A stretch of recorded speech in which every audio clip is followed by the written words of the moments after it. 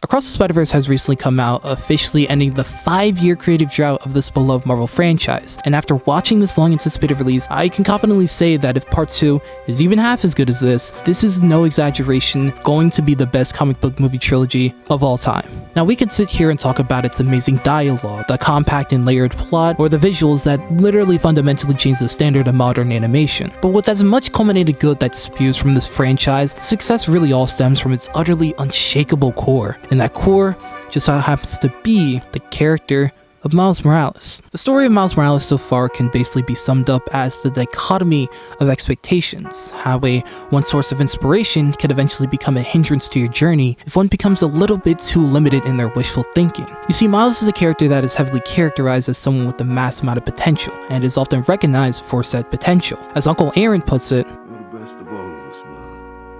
his father recognizes that Miles has a spark within him, and it's represented through his parents' continuous and sometimes overbearing pressure on Miles to be great. And Peter wasn't just wowed by the abilities he can provide at Spider-Man, but the inherent character of Miles, which ultimately inspired him to be able to commit to having children in hopes they end up as great as a person as Morales. It's clear to those around him that this kid is meant to be someone, with high expectations constantly being thrown out there for his future. But due to his inherent fear, and that comfortability being in that fear, Miles places severe limiters on himself. It's the fear of change from his everyday comfortability and familiarity that leads to Miles' attempts at self-sabotage at Vision's Academy. It's that fear of change to fully embrace the role of Spider-Man that inadvertently causes him to have problems with his emotion-linked spider abilities. And to a certain extent, his abundance of fear may be the reason as to why he is so quick to look for validation and guidance amongst certain figures. Like when he was first given his powers, he looked for pseudo-validation from his father through his thoughts on Spider-Man. He has on multiple occasions looked for the guidance of his Uncle Aaron, viewing him as a safe haven of sorts, and he constantly attaches himself to Peter B. Parker right after just meeting him for him to be his mentee. While much of it is the inexperienced youth looking for direction, it also develops into much more. It became another way that Miles can shred away from his responsibilities. It became a way for him to ride the fence a bit longer, not being able to fully commit under the guise of needing to know more, when all he really needed was that faith in himself. But instead he was stalling for time behind the thoughts of someone else. That's why Peter's advice of "don't do it like me,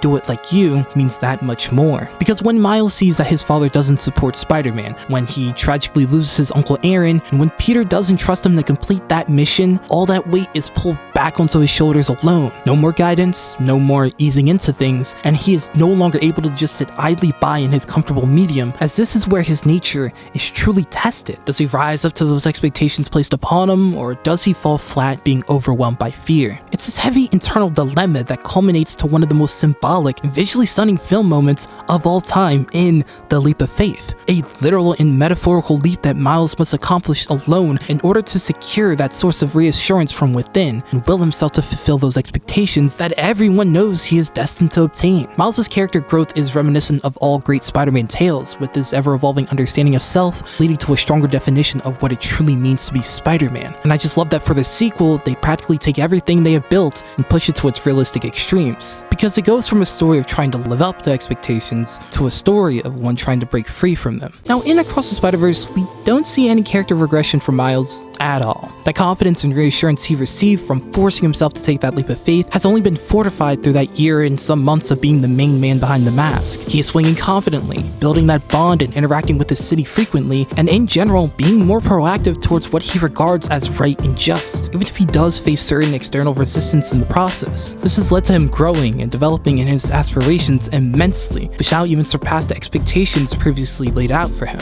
But in an interesting twist of fate, this character noted for his high potential is indirectly being punished for going out of the realm set out for him. You see, in his personal life, we see that brewing parental conflict regarding the fate of his further formal education, as his dreams are different than the one imagined out for him, even though his aims are objectively higher. We also see this in another form when his parents have this ideal lady laid out for Miles to potentially be with, and sort of scorn the idea of Gwen at first, even though she is subjectively the better fit based on relatability and connectivity. Things take an even weirder twist of fate when you recognize that the parental mantle of resistance placed onto Miles finds its roots in fear. The fear of the child getting lost in the unknown, the fear of Miles getting caught up in bad habits, the fear of simply losing the boy they have loved his entire life. This fear is quite literally the same internal roadblock that Miles is confronted with in Into the Spiderverse, with heavy limiters subconsciously being placed due to one falling victim to their personal wave of doubts. And as we learned from Into the Spiderverse, the only way to get rid of them is to take that personal leap of faith. We see something similar on the Spider-Man end of things, with those expectations again later on becoming restrictions. The qualities that were once praised within Miles that were said will contribute to him being an effective Spider-Man, such as his upstanding character and willingness to do what's right, is unfortunately turned back against him. The Spider Society questions not only his authority,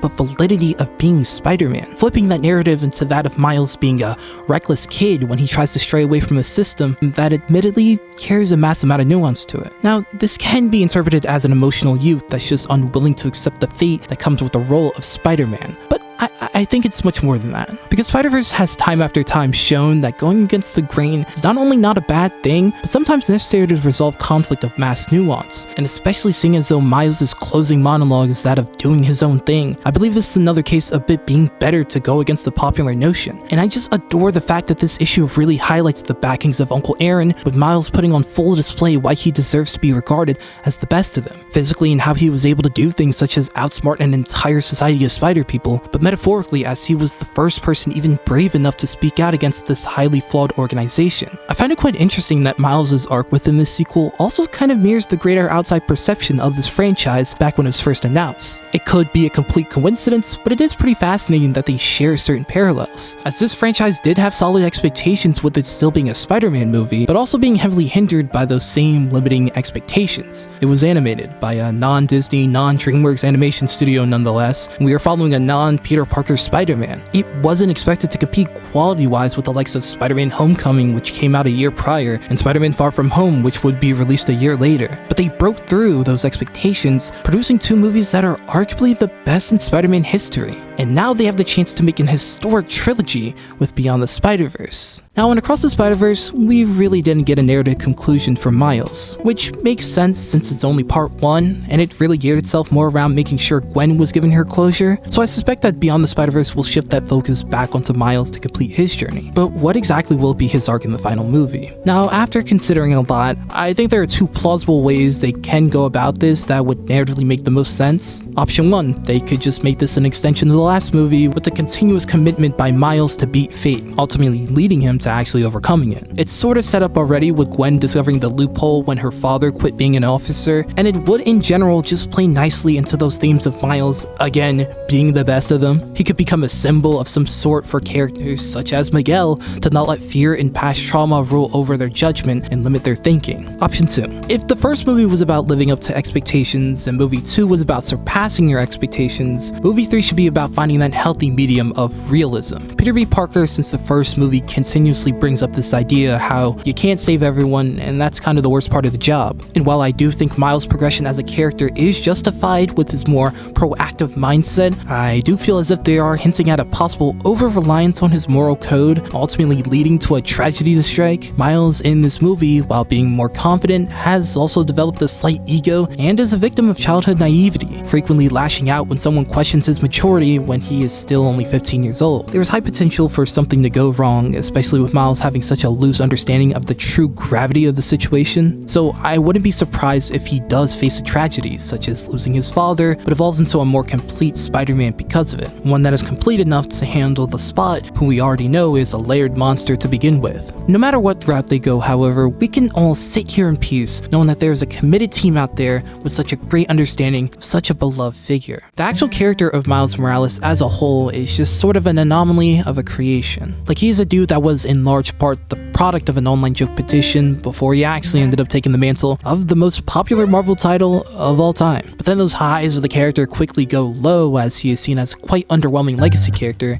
to put it lightly. So when seen as boring, lacking actual struggle, being overpowered, practically the opposite of how they saw Peter in a sense, who was like the poster boy of being the underdog. And of course, a lot of that stems from those longing fans that are just highly inept to the concept of change and are sort of the reason as to why characters such as Peter Parker can never stray that far away from his status quo. But they also weren't that far off the mark when it came to this character's mediocrity, at least initially. Combine that with some overwhelming yet baseless pushes of this character, including a cameo in a Spider-Man show that wasn't the best, and a move to the 616 that, while better, is still causing problems to this day. And you can kind of build a solid case as to why this character really doesn't work. But then out of nowhere, Into the Spider-Verse comes out and gives us his best character representation when this movie really wasn't supposed to be this good. Like I've said it before, and I'll say it again, but not even the most die-hard Miles Morales fans expected this project to reach the highs that it ultimately accomplished, as it not only redefined the animation scene, but brought new life to a character that was ever so quickly starting to stall. And of course, you also have that very well done interpretation of Miles in the Insomniac games that just adds to the character's legacy. But it's within Into the Spider-Verse that we see the purest and greatest form of Miles Morales being embraced in front of our very eyes. And with Across the Spider-Verse, they managed to take his story, flip it on its head, and explore a more serpentine, but also natural side of a pretty convoluted issue. The character of Miles Morales will be held very closely, especially for this whole new generation of comic lovers, including myself. And as long as he has committed people by his side, the potential for this character is quite literally limitless.